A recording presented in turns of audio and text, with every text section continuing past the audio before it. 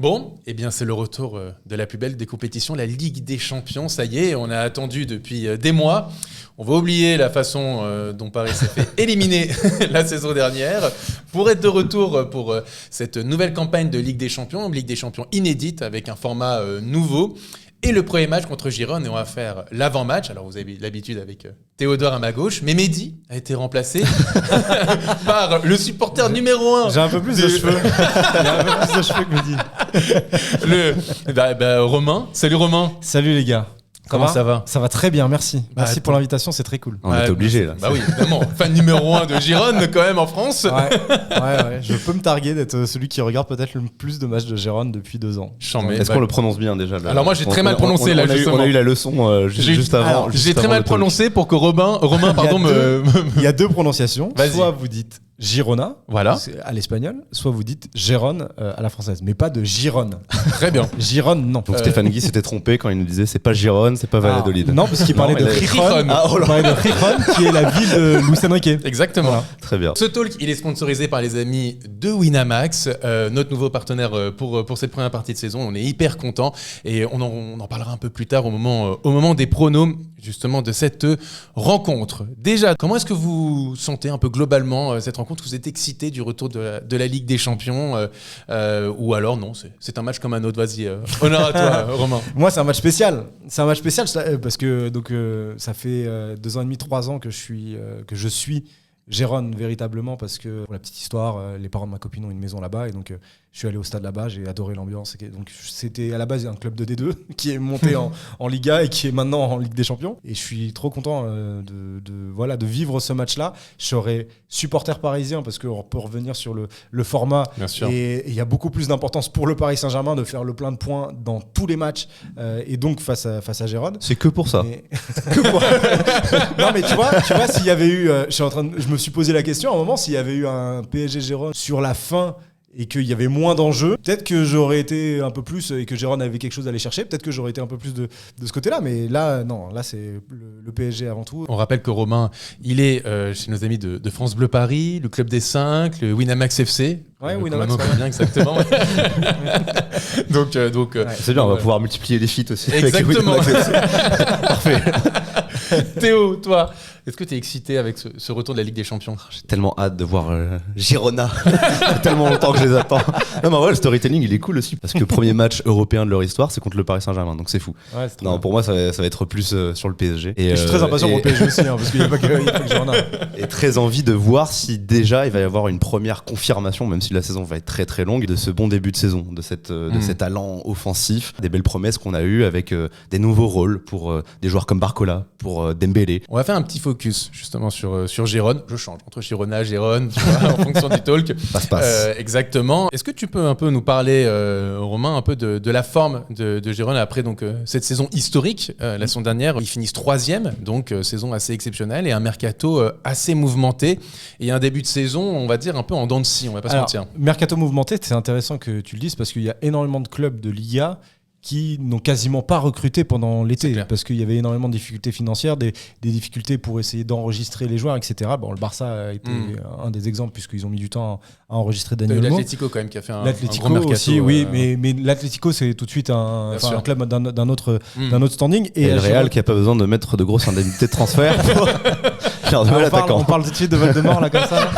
Bon, alors, et donc Girona est un club où il y a eu énormément de mouvements, beaucoup de départs, des départs clés, 5 titulaires minimum qui sont partis. Eric Garcia qui est retourné au Barça. Ouais. Il y a Yann Couto qui était prêté par City et qui est parti en prêt à Dortmund.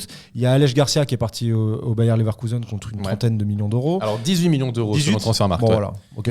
Avec les bonus. Il y a un autre transfert à 30 millions. Il y a Dovbyk qui est parti à la Roma. Il y a Savigno qui était prêté par l'Estac 3 et qui est été transféré à City. Ça fait 5 titulaires qui avaient véritablement une importance dans le 11. Et il n'y a pas eu de remplaçant poste pour poste. Il y a eu plein de joueurs qui sont arrivés Ouais. pour essayer de compenser les potentielles pertes. Par exemple, devant, Dovbyk, il est compensé par Abel Ruiz, plus Mijowski, l'attaquant macédonien, plus dans Numa qui est arrivé sur la fin du mercato. Savigno, il est remplacé par Brian Hill, mais pas que. Il y a Asprilla qui est arrivé aussi de Watford. Le poste, peut-être les deux postes les moins remplacés, ça va être ceux de central droit et d'arrière droit. Yann Couteau, il y a un mec qui s'appelle Alejandro Frances qui joue un peu plus là, depuis 2-3 matchs. C'est pas le même style de latéral. Yann Couteau était un latéral très offensif. Alejandro Frances, c'est plus un central qui va se déporter sur le côté droit.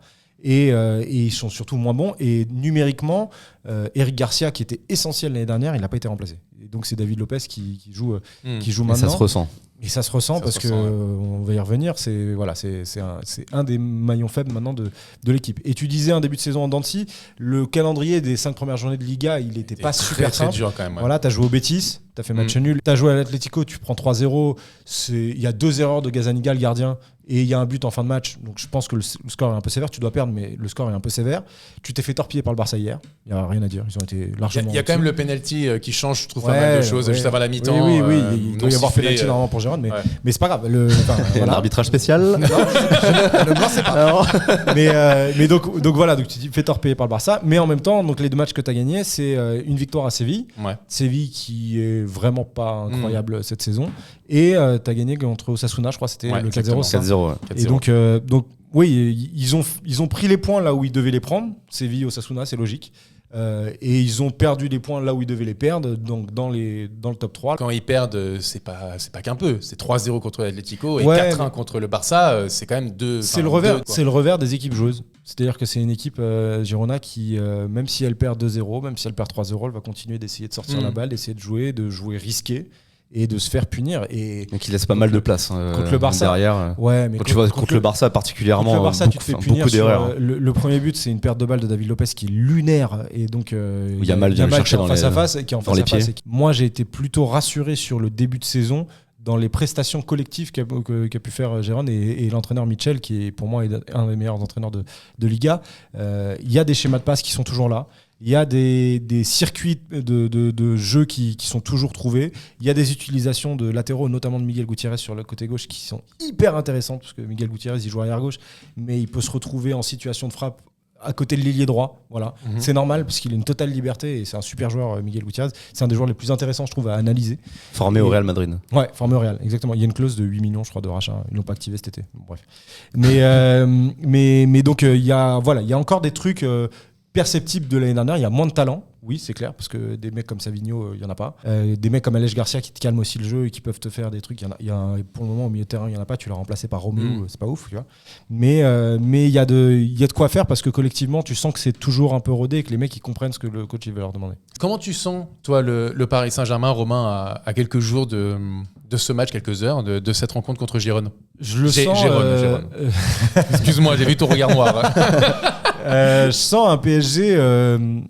c'est assez paradoxal parce que je le sens pas encore à 100%, mais il y a des trucs qui sont quand même déjà assez kiffants. C'est-à-dire que j'aime, notamment ce que j'ai beaucoup aimé là, contre Brest, j'aime le format de match où on a plein de joueurs différents qui peuvent jouer plein de postes différents. João Neves, là, qui est en train d'apprendre le poste de relayeur, peut jouer aussi sentinelle et relayeur de l'autre côté. Fabian Ruiz peut jouer sentinelle et relayeur. Warren Zaïre-Emery, pareil. Vitinha, pareil. Et pareil pour l'attaque, où ils peuvent presque tous jouer soit ailier, soit faux neuf. Désiré Doué peut jouer ailier, milieu de terrain et arrière droit. Voilà. Lee Kangin, il peut jouer faux neuf, ailier droit, relayeur. Hakimi, il peut jouer arrière droit, relayeur, se positionner dans le demi-espace droit comme ça. Donc en fait, ça te donne une équipe qui est illisible. Et c'est ça peut-être, c'est ce que disait Eric Roy d'ailleurs après le match face au PSG pour Brest. Il disait que cette équipe-là, elle court, elle est illisible et ça joue ensemble et ça joue bien, quoi. Donc c'est ça qui est plutôt intéressant. Ce que j'aime aussi, c'est que il y avait toujours le spectre de de Mbappé, les buts, etc., bah, tu as mis 16 buts en 4 matchs de Ligue 1. Puis tu vois que la et répartition, Barcola et Ousmane Dembélé voilà, ont marqué autant de buts sur ces 4 premiers matchs que sur l'année toute la saison dernière. Que l'année dernière. Il y a une belle répartition. Barcola fait 1 ou 2 matchs moins bien, c'est pas grave. Dembélé est là. João Neves fait des passes décisives. Un coup, voilà, c'est ça. T'as un match où t'as pas Vitinha qui est voilà, le patron de cette équipe depuis un an. Fabien Ruiz qui revient avec la même confiance qu'avec l'Espagne. Donc c'est plutôt encourageant. C'est plutôt encourageant. On est en train de dire que c'est un collectif là. On parle de football au Paris Saint-Germain sous forme de collectif et pas d'individualité. Même Skriniar qui a sorti un bon match. Attends, il faut le dire après toutes les balles perdues qu'on lui a envoyées à juste titre. Mais c'est intéressant et c'est cool. Alors ça demande encore de voir ça face à une meilleure adversité et Girona sera pas la meilleure adversité qu'on aura et on va avoir des matchs hyper importants à Arsenal, face au Bayern, face à Atlético, etc. Mais au moins on a des points d'étape qui sont plutôt intéressants. Tu as joué des clubs de Ligue 1 qui vont jouer le maintien, tu les as torpillés. Tu as joué un club qui va être en Ligue des Champions, bah, tu as été plutôt serein, même si tu concèdes l'ouverture du score, tu as été plutôt serein face à eux. Et là, tu vas jouer une équipe de chapeau 4 de Ligue des Champions qui va t'amener une vraie identité, une vraie adversité. Et donc, on voit ce que tu vas donner. Et je trouve que les matchs se ressemblent un peu parce que en soi, tu concèdes pas non plus des masses. Là, contre Brest, à part le penalty, ça me fait penser un peu au match contre le Havre ou même contre Montpellier. Bon, c'est peut-être un peu plus dur contre Lille, mais après, c'est Lille. Mais tu as beaucoup d'occasions et à un moment, ça tient. Et comme le ketchup, à partir du moment où il y a un but, ça enchaîne tout de suite derrière. Contre Le Havre, c'était pareil. Contre Montpellier, c'était pareil. Et là, contre Brest, où tu as 2 buts en 2 minutes, tu as l'impression que les défenses, elles arrivent à tenir à peu près et à chaque fois à être sauvées par soit des loupés, soit des prestations de leur portier incroyables. Et finalement, il y a un but. Et bah, après, c'est une déferlante derrière et c'est terminé. Le match, il est plié, quoi. Et je trouve il y a moins le facteur de relâchement par rapport à peut-être aux dernières saisons. Complètement. En fait, ce qui est rassurant, c'est que là où on nous promettait un retour à la normale, on réalise qu'on a toujours une assez grande marge par rapport à ces équipes-là de Ligue 1, au point que mentalement, elles craquent. S'il y en a un qui passe, c'est terminé derrière. Exactement, parce que tu as cette force collective qui fait qu'en face, c'est la galère, quoi. Je reviens encore sur la déclaration d'Éric Roy, mais il n'y a pas si longtemps que ça, il y a 1 an et demi, on avait Abdelhamid qui venait nous dire c'est facile le jeu contre le PSG. Faut passer la première ligne et après ils sont plus que 7. Là, on a moins ça. On a une équipe de plus en plus, je le disais, illisible. On a une équipe de plus en plus collective, de plus en plus dans le don de soi. Chacun connaît son rôle, mais connaît aussi le rôle de celui qui est à côté pour pouvoir le remplacer potentiellement s'il y a un truc. Donc c'est plutôt encourageant. Ça demande, bien sûr, les conclusions de septembre, ça fait 4 matchs, etc. Ça demande de voir ça face à des meilleures adversités et de voir ça dans la durée. Tenas ou Safonov dans les buts? Moi, je suis plus Tenas. Moi, je ne connais pas Safonov, mais en fait, juste à partir du moment où tu as recruté pour 20 millions d'euros et qu'on nous a dit que le mercato il a été fait main dans la main du coach, c'est qu'il au bout d'un moment, il faut être cohérent. Comme ça, toi. Désolé, je joue un peu à l'idiot, mais c'est ce qu'on n'a pas arrêté de nous répéter. Tu vois ce que ça donne, et puis après, peut-être que tu pourras faire jouer la concurrence, mais le lancer directement, premier match au Paris Saint-Germain, Ligue des Champions. Ouais, je suis peut-être un peu moins fan. Tu sais qui est le dernier joueur à avoir fait une passe D à Kylian au PSG? Arnaud Tenas. Ah oui, c'est vrai? Contre Toulouse. D'accord, ok. Voilà. C'est génial. C'est cool, hein. Voilà. Trop bien. Avant de passer au prono de cette rencontre avec les amis de Winamax, je vous pose la question, quelles ambitions pour le PSG cette année en Ligue des Champions? On n'a plus de Kylian Mbappé, on n'a plus de stars entre grands guillemets. T'as peut-être aussi une Europe du foot qui n'est pas non plus incroyable. Qu'est-ce qu'on peut espérer pour le PSG avec en plus ce nouveau format de la Ligue des Champions? Justement, c'est très difficile de calculer, de mettre un objectif chiffré. Pour moi, l'objectif, c'est de kiffer. C'est de kiffer la campagne. J'en parlais, mais imaginons que le Paris Saint-Germain ne se qualifie pas pour les 8e de finale direct et se fasse éliminer finalement en 8e de finale. Ça veut dire que le Paris Saint-Germain aura joué 12 matchs de Ligue des Champions. Ouais. 12 matchs de Ligue des Champions, c'est l'équivalent d'une demi-finale l'année dernière. Donc il y a de quoi, en gros... vivre des émotions, faire progresser un groupe. Exactement. il y a quoi emmagasiner de l'expérience via ce truc-là. Alors bien sûr, je vais être déçu si on est éliminé en 8e de finale parce que j'aimerais que le Paris Saint-Germain aille le plus haut. Mais si tu te fais éliminer face à plus fort que toi et que voilà, tu es dans un projet de jeunes qui... Le projet de jeunes, c'est pas juste une idée à balancer parce que ça fait joli. Et non, il faut en assumer aussi les conséquences. C'est que tu fais peut-être plus partie des cadors européens. Tu dois aussi apprendre via des échecs. Et donc ouais, tu peux tomber face à plus fort, quoi. La question c'est, à part le Real Madrid, est-ce qu'il y a vraiment des cadors européens? T'as l'impression que tous ces clubs, Manchester City bien sûr, mais ce que je veux dire, c'est que le Bayern, je pense que le Bayern en termes d'effectifs c'est au-dessus de toi. Mais même le Bayern est en forme de reconstruction aussi. Oui, tu les vois, je pense que tout le monde est un peu en forme de reconstruction vers ce projet effectivement jeune. Et derrière, il y a peut-être 6-7 ans, t'avais vraiment 4-5 équipes où tu te disais vraiment, tu sais qu'on va les retrouver en demi-finale.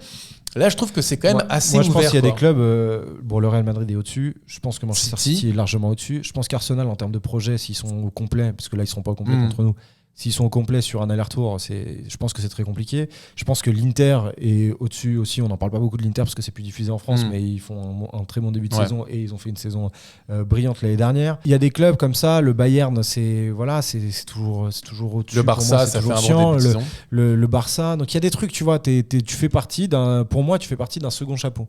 Et donc après, c'est suivant comment tu vois, on dit l'année dernière... Top parcours, c'est vrai, top parcours demi-finale de Ligue des Champions. Moi, la demi-finale de Ligue des Champions, elle me plaît pas, tu vois. Ouais, complètement. La demi-finale, la manière dont on a joué cette demi-finale face à Dortmund, ça me plaît pas. Tu vois, j'ai pas kiffé.